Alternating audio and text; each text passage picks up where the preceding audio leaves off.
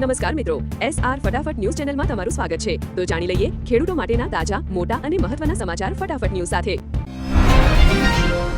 હવામાન વિભાગની આગાહી મુજબ ગુજરાતમાં આગામી 48 કલાકમાં કમોસમી વરસાદની સંભાવના છે. ખાસ કરીને ઉત્તર ગુજરાત અને સૌરાષ્ટ્રના ખેડૂતોને સાવચેત રહેવા જણાવાયું છે. માર્કેટ યાર્ડમાં રાખેલા પાકને સુરક્ષિત જગ્યાએ ખસેડવા સૂચના અપાઈ છે, જેથી રવિ પાકને નુકસાન ન થાય. રાજ્ય સરકાર દ્વારા ઘઉં અને ચણાની ટેકાના ભાવે ખરીદીની પ્રક્રિયા તેજ બનાવવામાં આવી છે. અત્યાર સુધીમાં લાખો ખેડૂતોએ ઓનલાઈન રજીસ્ટ્રેશન કરાવ્યું છે. સરકારે ખાતરી આપી છે કે દરેક ખેડૂતનો માલ યોગ્ય ભાવે લેવામાં આવશે અને નાણાં સીધા ખાતામાં જમા થશે. ઉનાળુ પાક માટે નર્મદા ડેમમાંથી વધારાનું પાણી છોડવાનો નિર્ણય લેવાયો છે. ભાલ અને મધ્ય ગુજરાતના ખેડૂતોને આ નિર્ણયથી મોટો ફાયદો થશે. ડાંગર અને ઘાસચારાના પાકને બચાવવા માટે આ પાણી ખૂબ જ મહત્વનું સાબિત થશે, તેમ કૃષિ મંત્રીએ જણાવ્યું.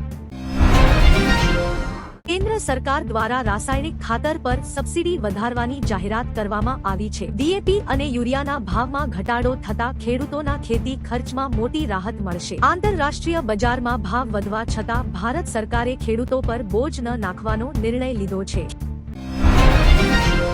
ખેતરમાં સોલાર પંપ લગાવવા માટે સરકાર 80% સુધીની સબસિડી આપી રહી છે. આજે ગાંધીનગર ખાતેથી આ યોજનાના નવા તબક્કાનો પ્રારંભ થયો છે. ખેડૂતો હવે દિવસે પણ વીજળી મેળવી શકશે અને રાત્રે ખેતરમાં પાણી વાળવાની તકલીફમાંથી કાયમી મુક્તિ મેળવશે.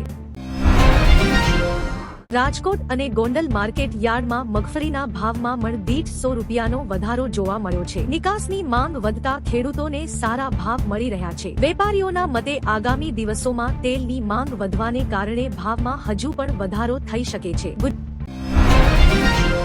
ગુજરાતના ગામડાઓમાં ખેતીમાં ડ્રોન દ્વારા દવા છાંટવાનું ચલણ વધ્યું છે. સરકાર ડ્રોન ખરીદવા માટે સહાય આપી રહી છે. આ ટેકનોલોજીથી સમયની બચત થાય છે અને દવાનો બગાડ અટકે છે, જેનાથી ખેડૂતોની સુરક્ષામાં પણ વધારો થાય છે.